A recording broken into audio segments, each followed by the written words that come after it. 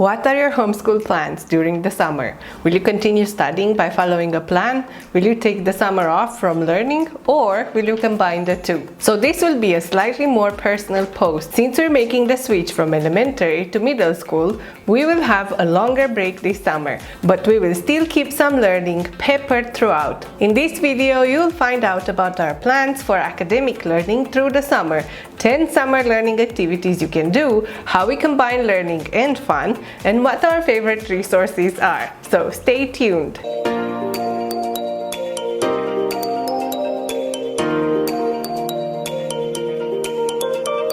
Hi, I'm Laura from monkeymom.com with reviews and tips for homeschoolers. If you're new, please consider subscribing and turn the notifications on to see when I post new content. I really appreciate each and every one of my subscribers, and your support keeps me going and this channel running, so thank you. As you might have guessed already, this video is part of a full blog post that you can find linked in the description below, so make sure to check that out for more information.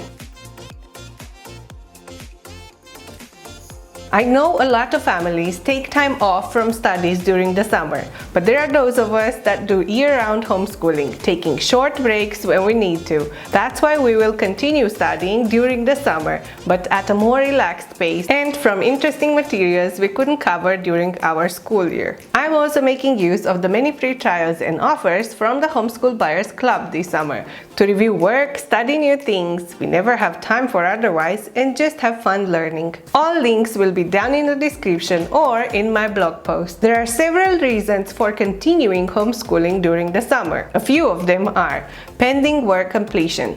I have to step forward and admit I overdo it. Do you do that sometimes?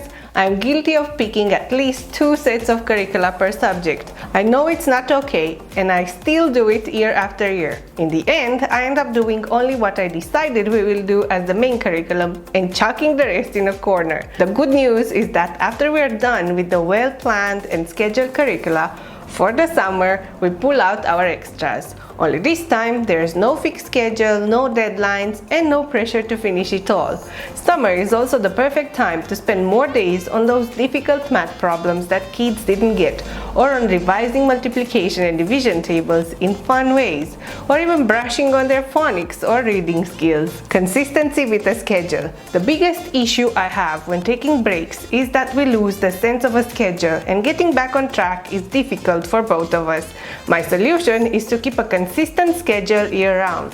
Don't think we study for hours. My consistent schedule is covering only the basics. So we keep on working on the main subjects that are the priority for us: math and language arts. This summer, I want to start focusing on good literature and free discussion topics on it. That's why we will have read aloud and independent reading time. This approach will make the switch from summer freedom to fall schedules so much smoother. Retrospection and testing of new curricula.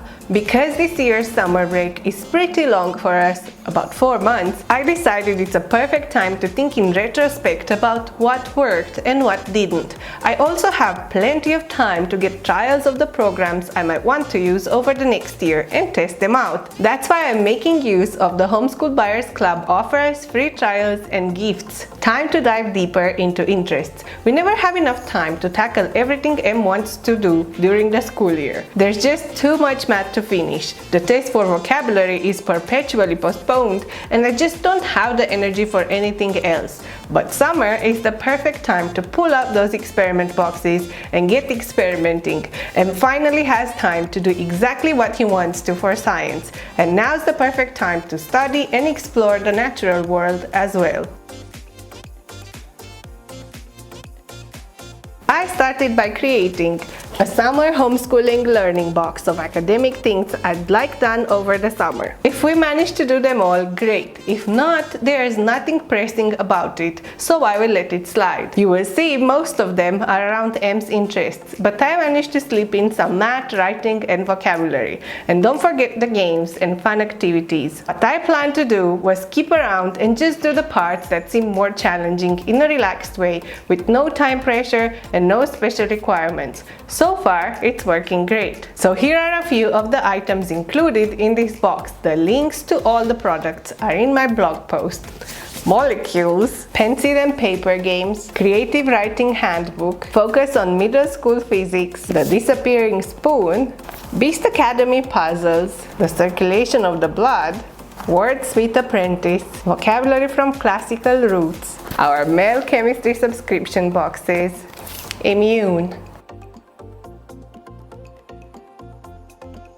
Don't let the academic part scare you. Keep watching to see what learning looks like over the summer for us. I don't know about you, but if we don't have at least a rough plan in our house, things get complicated. If M knows he has a schedule, everything is so much easier to coordinate. Yes, our summer has a plan too, even if it's ever changing and extremely flexible. Here's how our summer planner looks like. I created this as a printable that you can download for free from the resource library, link in the description below. I also made journal pages where M can write thoughts on the books we are reading and draw or glue images he likes. I want to do this without pressure, so he sees that writing can be done outside the academic setting. So what are the 10 things we will learn this summer? 1. Math continuation and review. Math is one of those subjects that I don't want to let go of over the summer, because every time we take a longer break, things seem to slip away. Calculating becomes harder, stamina decreases, and whining increases. So I discovered we should keep a minimal pace at all times for this subject. I will thank myself in the fall. This is a good time to pull out math games. I even have a few in my resource library for multiplication that are free to download. It's also a great time to introduce any manipulatives you will be using next year and let kids discover them in play, like Cuisenaire rods. You can also catch up over the summer like we are doing with pre-algebra. But since summer is also a time for planning and reviewing the next school year, I am happily trying out new curricula to make sure we aren't missing anything important. Right now, we use the free trial to think well through Homeschool Buyers Club. Number 2. Chores and projects. Summer doesn't mean full freedom. Dishes still pile high, trash needs to be taken out, and kids can help with chores. M has been helping around with everything since he was little. He'll also take part in all the projects our extended family has. For example, he helped his uncle tile the terrace and Grandpa fix his car. He loves being part of it all, so make sure you involve your kids in whatever work you have for the summer. The plan this summer is to give him more independence in the kitchen and see how he does. He's now tall and old enough to operate the stove, so we will start there. I consider all this academic learning as well, because taking care of themselves is a major skill that needs to be treated as seriously as any other subject. Number 3. Fun history facts. You already know I'm not pleased with what we've done in history, and the plan for 6th grade is to make history more engaging and literature-based. Things can get boring during hot summer days, and just lounging around doing nothing isn't our thing. So I thought this would be the perfect time to ease M into history over the summer through fun activities or programs. One I found and love is History Alive. I got a free trial through Homeschool Buyers Club, and so far we love it. It's an awesome video-based subscription program that tackles various countries. You get one country per month and everything you need to learn the history and geography of that country. We are really enjoying this relaxed unit study type of learning for the summer. This one, they're all about Japan. Number 4. Science experiments. We've been male science subscribers for 2 years now, and it's one of the things that we won't let go of soon. But we don't always have time to do the experiments during the school year. So this summer I am pulling out an unopened box of physics and chemistry every week.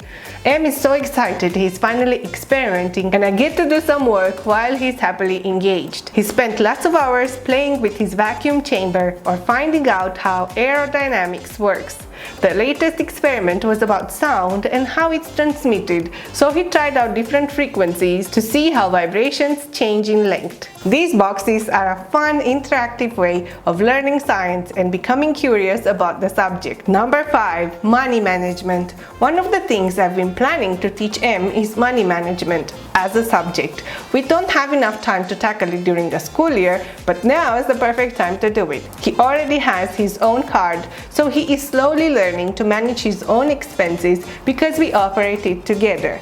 We bought a subscription to Money Time for Kids a while back, but you can get discounted from Homeschool Buyers Club this summer. Number 6. Nature. Summer is the perfect time to just go out and learn from nature. Some families prefer having a nature journal or whipping up unit studies, but M was always super fascinated with the world around us, so he learned from observing. For example, every single year we caught tadpoles and raised them to frogs before releasing them. It's an awesome opportunity for kids to learn about the frog life cycle and how to care for animals. We had to research the conditions that the little tadpoles and froglets require to thrive and what food we could provide to them in captivity. It turns out that spring water and boiled spinach worked great. I also used this time to let him freely explore around. This leads to curiosities about plants or insects he encounters. We go out foraging and he's learning about plants that are edible and how to consume them. Nature is a great teacher, and I consider this academic learning as well. Knowing how to interact with, appreciate, and care for the environment is an important life skill. Number 7. Computer science. M is still doing his computer science lab because he's behind with the lesson, but I thought he needs a shake-up during the summer. So we are trying out Code Avengers. He learned about being a hacker and why it's important to change your password frequently and never give out your information on the internet. This is perfectly timed since he started using the internet more and more. He also had a better look at binary and learned how computers use it to translate code into colors, for example. I love that these classes aren't only based on programming, but they have other topics that cover computer science on its whole. Number 8. Board games. I've been stocking up on good quality board games that are great for game schooling. While I don't believe that games are enough to cover all the academic rigorosities necessary for exams and the college route, I do believe games are an extraordinary tool for reinforcing concepts and getting kids to exercise what they learned without realizing it. I'm a big fan of math, language arts, and science games because I think they are the easiest to translate into games. So we own a lot of games for these. Our latest favorites are chemistry and math games, and during bouts of summer boredom, you can find us pulling out one for fun. Just like Three Sticks, that combines addition with tallying and geometry. Here are a few of our favorites. You can find links to these and more in my blog post. Another favorite for math is Prime Climb. For chemistry, we love iron. And for language arts, we like bananagrams. Number 9. Reading. Reading is on high priority this summer, as always, and I realized F started digging into the books I had prepared for next school year. So I decided to give a try to Espired Library, one of the free gifts offered by Homeschool Buyers Club this summer. He already checked out a few magazines and science books, so we're all set. I love that they also have audiobooks, and we will just give those a try next, since we are big fans of audiobooks, especially while traveling long distances. Since history will be our reading focus for 6th grade, I decided to make a playlist of historical fiction audiobooks for M to listen to while we travel this summer. I hope he will like the selection. Number 10. Travel and museums. Learning happens on the road as well. I feel that this type of learning, while making memories, will be the one that stays with children for a lifetime. I always admired families that homeschool on the road, and I wish we could do that, but we can't. So we are happy with the short summer months to travel around and explore new sites. We always try to find out places and experiences of learning when we travel, and museums are a great start. We use these opportunities to discuss historical events or start new curiosities. Learning through exposure is one of the best types of learning, so take advantage of your travels to get some learning in without the kids noticing. If you want to try some of these programs yourself, know that Homeschool Buyers Club is now offering free trials to a lot of programs. It's the perfect opportunity to see if they would work for you, and maybe you'll find a new favorite for the upcoming school year. Moreover, with every purchase, even the free ones, Homeschool Buyers Club is offering you 3 free gifts. I hope this video has been useful. Thank you for watching till the end. If you've enjoyed it, please hit the thumbs up button and don't forget to subscribe and help me grow this channel. Until next time, stay curious.